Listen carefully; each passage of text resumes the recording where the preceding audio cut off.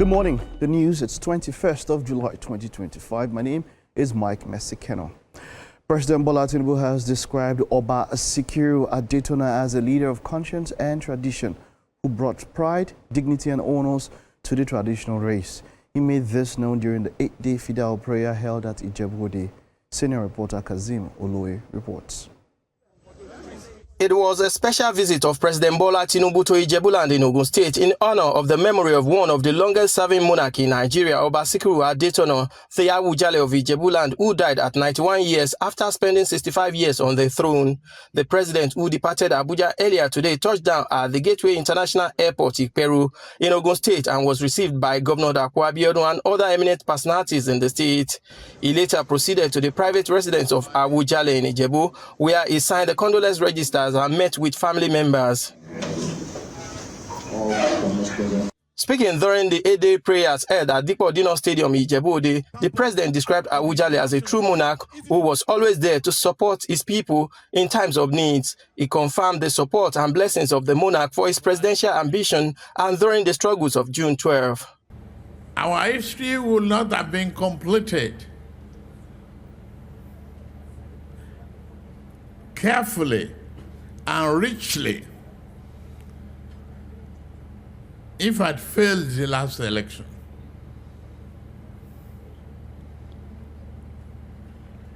I was successful because of your support and the blessing of late Awujale. The president also called for unity, consistency, and mutual respect in honor of the legacies of the departed monarch. We have to be more united, bonded, and the spirit that he left behind. Cherish his legacy and appreciate him in death. Governor Dapo Abiodun, on his part, described Oba Sikiru Adetona as an irreplaceable monarch who displayed truth and stood for good governance and development with transformative impacts. He described him as a voice of the voiceless, a man of integrity, and a reformer who brought prestige on the throne. Baba was a man of exceptional intellect and also rare integrity. Even before ascending his throne, his brilliance and forthright nature shone brightly. He redefined traditional leadership, transforming the Awujale institution into a dynamic platform for good governance, national dialogue, and moral leadership. Earlier in his sermon, the chief imam of Bagura, Kamaldeen Balogun, highlights the vanity nature of life and wants people to remember their end by doing good at all times, noting that death is inevitable and will come without notice. We must relate this world with Al-Akhirah. Coming to the world, it is involuntary. Taking our exit one day is inevitable, and it is inevitable, and it is without notice. The event was attended by notable personalities, including the wife of the president, Oluremi Tinubu, governors of Kwara, Ondo and Ekiti states, deputy governors of Lagos and Oyo states. Others include 3 former governors of Ogun State, ministers, and members of the National Assembly. Kazim Oloye, TVC News, Ijebu-Ode. Then some sporting stories. Alexander Usyk has revealed that he's eager to spend more time with his family after defeating Daniel Dubois. Usyk became undisputed heavyweight champion again with an excellent performance which saw him stop Dubois in the 5th round at Wembley.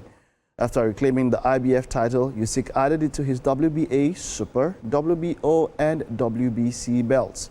He also admitted that it is important for him to rest now.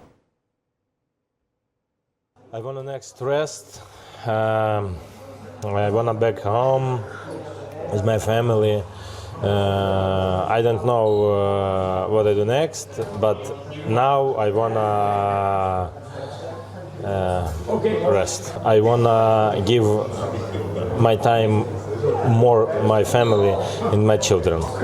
On a lighter note, Derek Chisora had a selfie video with Usyk and said, "Hey, come on, man, when are you going to stop beating us?" Now, on record, he has beaten at least 5, if I can remember by the count, 5 UK fighters including Anthony Joshua, Fury. That's quite something, yeah. All right, moving on from that now to some football news. Newcastle boss Eddie Howe has said he expects Alexander Isak to stay at the club despite strong interest from Liverpool. The Premier League champions are ready to break the British transfer record to sign Isak despite already spending £160 million on Florian Wirtz from Bayer Leverkusen this summer.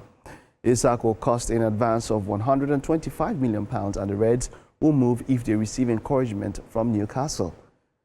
But as it stands, the Reds have already had an offer accepted for Hugo Ekitike, who is of course set to leave Eintracht Frankfurt, and so the Newcastle stories will probably die down now.